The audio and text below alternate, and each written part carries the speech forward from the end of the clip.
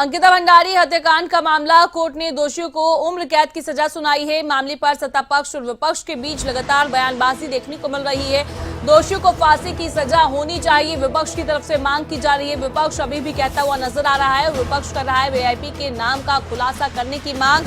विपक्ष की तरफ से लगातार आवाज उठाई जा रही है कि जो है उम्र कैद की सजा होनी चाहिए। विपक्ष पहले भी ये बात बोल रहा था और अब जब हाईकोर्ट का फैसला सामने आया है, हाईकोर्ट के फैसले में कहा गया है कि तीनों को जो है उम्र कैद की सजा होगी और उसके बाद भी विपक्ष की मांग है कि जो है उनको फांसी होनी चाहिए। विपक्ष लगातार मांग करता हुआ नजर आ रहा है। अंकिता भंडारी हत्याकांड का मामला जो है तूल पकड़ता हुआ नजर आ रहा है। विपक्ष की तरफ से मांग की जा रही है। कोर्ट ने दोषियों को उम्र कैद की सजा सुनाई है और वहीं मामले पर सत्ता पक्ष और विपक्ष के बीच में बयानबाजी देखने को मिल रही है। विपक्ष लगातार आवाज उठाता हुआ नजर आ रहा है। विपक्ष की तरफ से जो है आवाज उठाई जा रही है और अब जो कोर्ट की तरफ से फैसला आया है, कोर्ट की तरफ से कहा गया है कि जो है उम्र कैद सजा होगी इनको और विपक्ष जो है अब मांग उठा रहा है इस पूरे मामले को लेकर। विपक्ष की तरफ से कहा जा रहा है कि दोषियों को फांसी की सजा होनी चाहिए और अब जो है कोर्ट की तरफ से फैसला सामने आ गया है कि उनको उम्र कैद की सजा होगी। पर विपक्ष की तरफ से लगातार आवाज उठाई जा रही है और विपक्ष अभी भी आवाज उठा रहा है। विपक्ष कह रहा है कि ये पूरी सजा नहीं है, ये आधी सजा सुनाई गई है।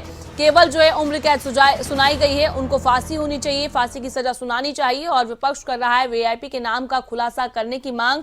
कोर्ट ने दोषियों को सुनाई है उम्र कैद की सजा और यह पूरा मामला जो है अब तूल पकड़ता हुआ नजर आ रहा है। अंकिता हत्याकांड मामले के दोषी कौन कौन है, ये तीन नाम आपकी टीवी स्क्रीन पर है। पुलकित आर्य, सौरभ भास्कर और साथ ही अंकित गुप्ता, ये तीनों नाम आपकी टीवी स्क्रीन पर है। तीनों को जो है अब हाईकोर्ट की तरफ से उम्र कैद की सजा सुनाई गई है और तीनों को सजा सुना दी गई है और वहीं विपक्ष की तरफ से अब आवाज उठाई जा रही है कि उनको फांसी होनी चाहिए। ये जो अभी सजा सुनाई गई है ये आधी सजा है, ये पूरी सजा नहीं है। निश्चित ही न्यायालय के इसके फैसले का हम सम्मान करते हैं, लेकिन कहीं ना कहीं जो लगातार बीच में देखा गया, शुरुआत में देखा गया, जो भाजपा सरकार का कहीं ना कहीं सबूत मिटाने का, इस केस में दबाव बनाने का प्रयास रहा है। क्योंकि जो आरोपी है उसके पिताजी कहीं ना कहीं मैं देखा गया कि भाजपा से कहीं ना कहीं विभिन्न पदों में रहे हैं और उसके बाद आज जो फैसला है, ठीक सम्मान करते हैं इस न्यायालय के इस फैसले का, लेकिन जो जन भावनाओं का एक अभाव था मैं कहूँ उसमें दिखा है।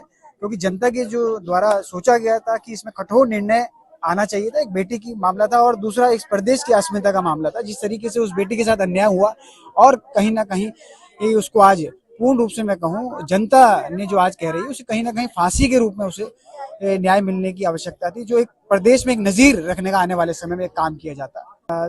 तो जन भावनाओं का मैं कहूँ इसे कहीं ना कहीं अभी न्यायालय में पूरा न्याय नहीं मिला है और हम सरकार से अनुरोध करते हैं कि आने वाले समय में इसे फास्ट ट्रैक कोर्ट में पुनः ले जाए और आने वाले समय में इसमें कड़ी से कड़ी और कठोर सजा की इसमें हम मांग करते हैं।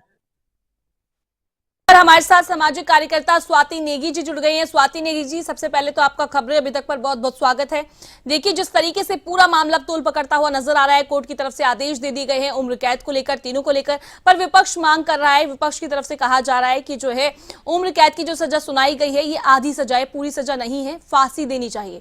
आपका क्या कुछ कहना है इस पूरे मामले को लेकर? जी न्याय जो है वो अधूरा तो है, पर कहीं ना कहीं सबूतों के साथ छेड़छाड़ हुई है। जो गलती है, फॉरेंसिक रिपोर्ट सही से नहीं हुई है और जो बुलडोजर चलाया गया था क्राइम सीन पे रेणु बिष्ट द्वारा, वो बच गई। वीआईपी का पता अभी तक नहीं चल पाया, तो न्याय मिला है पर अधूरा है।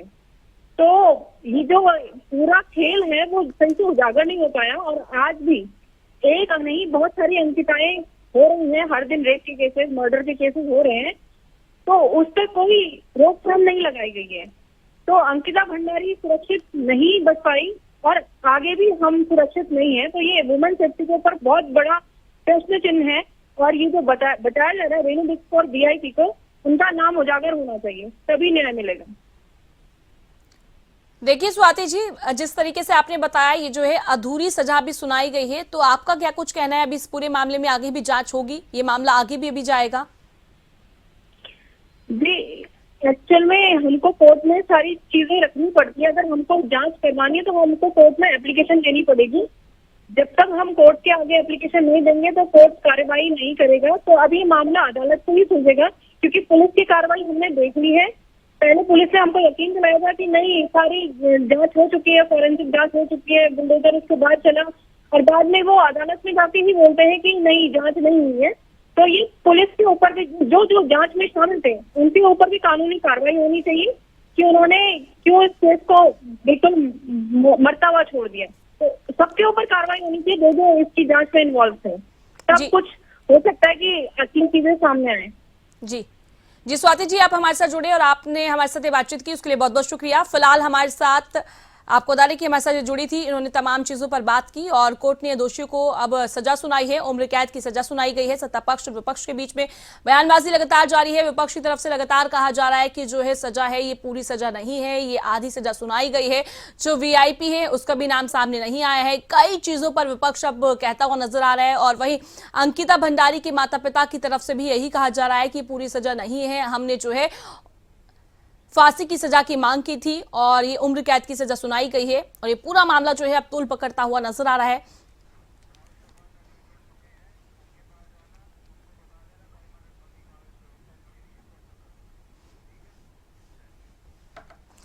फिलहाल हमारे साथ ब्यूरो हेड राव शफात अली जुड़ गए हैं। राव शफात अली, हमारे साथ कांग्रेस प्रवक्ता गरिमा दसोनी भी जुड़ी हुई है। Over to you Rao Shafat Ali. बिल्कुल गरिमा जी, देखिए विपक्ष कह रहा है कि न्याय तो मिला है लेकिन ये अधूरा न्याय है। न्यायालय के निर्णय का सम्मान है लेकिन फांसी की सजा विपक्ष चाहता था, पीड़ित का परिवार चाहता था। गरिमा जी, आप आवाज सुन पा रहे हैं? हम बस इतना चाहते थे कि जो हैवानियत अंकिता भंडारी के साथ की गई और जो यातना उसके परिजनों को काटनी पड़ी है, जो झेलनी पड़ी है, उसकी एवज में आजीवन कारावास की सजा कम है। हम ये चाहते थे कि इन तीनों मुख्य आरोपियों को, और हम ही विपक्ष के नाते नहीं, उत्तराखंड का हर एक जनमानस ये चाहता था। ऐसा नहीं है राव भाई, देखिए कि अंकिता भंडारी के बाद यहाँ कोई भी लड़की दुष्कर्म का शिकार ना बनी हो, बलात्कार का या हत्या का शिकार ना बनी हो। सैकड़ों और केस हो गए हैं, लेकिन क्योंकि अंकिता भंडारी हत्याकांड आज राष्ट्रीय फलक पर पहुंच चुका है और एक लाइमलाइट उसको मिली है, एक वीआईपी केस बन चुका है, तो ऐसे में एक नजीर पेश की जानी जरूरी थी, जैसे कि निर्भया कांड है। ऐसा नहीं है कि देश में निर्भया के बाद कांड नहीं हो रहे हैं महिलाओं के साथ, लड़कियों के साथ, लेकिन निर्भया कांड क्योंकि एक बहुत चर्चित कांड था, उसी तरह से अंकिता भंडारी को बहुत ज्यादा जो है लाइमलाइट मिली। तो इसकी सजा जो थी, इसकी सजा एक नजीर, एक उदाहरण पेश कर सकती थी समाज के उन तमाम दुष्कर्मियों के लिए, उन हैवानों के लिए जो छोटी छोटी बच्चियों को अपना हवस का शिकार बनाते हैं। तो अगर इनको फांसी होती तो कहीं ना कहीं उनकी रूह कांपती, जो आगे इस तरह की योजना बना रहे हैं, जो विकृत मानसिकता के लोग हैं। गरिमा जी, राव भाई मैं अपनी बात पूरी करूं? राव भाई करिए, मुझे और बोलना है। और ये न्याय अधूरा या संतुष्ट करने वाला इसलिए भी नहीं है क्योंकि जो बहुचर्चित वीआईपी है उसका नाम का खुलासा नहीं हुआ। ये सबको पता है कि अंकिता ने अपनी व्हाट्सएप में अपने दोस्त को लिखा कि मुझे किसी तथाकथित वीआईपी को एक्स्ट्रा सर्विस देने के लिए यहाँ दबाव बनाया जा रहा है और इस रिजॉर्ट में देह व्यापार होता है। ये क्लियर हो गया। तो वो वीआईपी कौन था ये तो निकल के नहीं आ पाया ना 3 साल की जांच में भी। अब 3 साल जांच चलेगी हाई कोर्ट में, फिर 3 साल जांच चलेगी, सुनवाई चलेगी सुप्रीम कोर्ट में। तो उसके जीनशीन माँ बाप का क्या हाल होगा आप सोच सकते हैं। तो ये बहुत ही डिसअपॉइंटिंग था कि वीआईपी के नाम का खुलासा ना होना। रेणु बिष्ट, जिसने उस बच्ची का 24 सितंबर को शव मिलता है नहर से, लेकिन रेणु बिष्ट 23 सितंबर की रात को ध्वस्त कर देती है बुलडोजर से उस रिजॉर्ट को। क्राइम स्पॉट को आप छू भी नहीं सकते, आप वहां जा नहीं सकते, लेकिन इन्होंने बुलडोजर चलवा दिया। और डीएम का बयान मैंने आज अपने फेसबुक पेज पे लगाया है, रेणु बिष्ट का बयान, जिसमें वो कह रही है कि मुख्यमंत्री का आदेश था मुझे कि उसमें बुलडोजर चलाओ। मुख्यमंत्री का ट्वीट हमने लगाया है जिसमें मुख्यमंत्री कह रहे हैं कि देर रात मैंने बुलडोजर चलवा दिया। 24 सितंबर 2022 का मुख्यमंत्री जी का, पुष्कर सिंह धामी जी का ट्वीट है हमारे पास, जिसमें वो कह रहे हैं कि मैंने कल देर रात उसमें बुलडोजर की कार्रवाई कर दी। और डीएम साहब का बयान है जिसमें डीएम साहब कह रहे हैं कुछ समझ में ही नहीं आ रहा बुलडोजर किसने चलाया, अब मैं इस पे जांच बैठा रहा हूँ और जांच निष्पक्ष होगी, ये मैं आपको आश्वस्त करता हूँ। 3 साल हो गई वो जांच ही बाहर नहीं आ पा रही। गरिमा दसोनी, आप बताइए कि न्यायालय ने जो निर्णय दिया है, देखिए वो तो तथ्यों के आधार पर दिया है, सबूतों के आधार पर जो निर्णय है, सख्त निर्णय इसको कह तथ्यों को तो गायब कर दिया गया राव भाई। यहीं पर तो राज छुपा है। आप ही के सवाल में आपका जवाब है कि तथ्यों के अभाव में कोर्ट ने फैसला दिया, लेकिन तथ्यों को गायब किसने किया, यही तो मैं आपको बता रही हूँ पूरी प्रोसेस। अगर बुलडोजर चला देंगे कहाँ से तथ्य मिलेंगे? अगर 2 बार आग लगा देंगे रिजॉर्ट में कहाँ से तथ्य मिलेंगे? अगर उस बच्ची का बिस्तर स्विमिंग पूल में डाल देंगे तो फोरेंसिक में क्या हाथ लगेगा? अगर 5 डॉक्टर्स की टीम पोस्टमार्टम करेगी उस बच्ची की, वो बच्ची एक महिला थी अंकिता भंडारी, तो एक भी महिला आप नहीं रखेंगे पोस्टमार्टम टीम में, तो क्या तथ्य मिलेंगे आपको? तो नेचुरल सी बात है कि तथ्य तो गायब किए गए हैं पहले दिन से, क्योंकि वो वीआईपी कोई बड़ा आदमी है। एसआईटी का गठन किया, एसआईटी ने बहुत निष्पक्षता से जांच की, लंबी इन्वेस्टिगेशन चली, 500 बिल्कुल नहीं, बिल्कुल नहीं, बिल्कुल नहीं, मैं इस बात को सच नहीं मानती। पी रेणुका देवी के नेतृत्व में एसआईटी की जांच बैठाई गई 25 सितंबर को, और उसके बाद तो जैसे ढक्कन लग गया इस पूरे केस में। उसके बाद तो जितने साक्ष्य और सबूत थे वो पूरे ही गायब कर दिए गए, और जनता और विपक्ष और मीडिया तक कुछ भी निकल के नहीं आया। 25 सितंबर तक तो पल पल की खबर आ रही थी निकल के, लेकिन जब से एसआईटी की जांच शुरू हुई उसके बाद तो ऐसा लगा कि ये पूरा केस ही बर्फ की सीली पर लगा दिया गया है, कोई इसमें कार्रवाई नहीं हुई। और मैं तो कहती हूँ जितने भी संबंधित अधिकारी हैं जो एसआईटी की जांच में थे, जिन्होंने बुलडोजर से गिरवाया चलवाया, उन सब लोगों को एक ना एक दिन आप देखिएगा कि उस भटकती हुई आत्मा अंकिता भंडारी की आह लगेगी। चलिए स्वाति हमारे राष्ट्रवाद अली हमारे साथ फिलहाल सामाजिक कार्यकर्ता स्वाति नेगी भी जुड़ गई हैं ज्यादा बातचीत के लिए। चाहूंगी प्लीज, मैं इजाजत चाहूंगी। स्वाति, जैसा अभी देखिए गरिमा जी भी कह रही हैं कि जो सजा है वो अधूरी सजा है, और जो जांच हुई है वो ये निष्पक्ष नहीं माने। लेकिन देखिए सरकार ने इस मामले को गंभीरता से लिया था स्वाति, अगर सरकार गंभीरता से ना लेती तो ये मुख्य 3 आरोपी और बड़े आरोपी हैं, बड़े रसूखदार घर से हैं, तो ये कैसे पकड़े जाते हैं?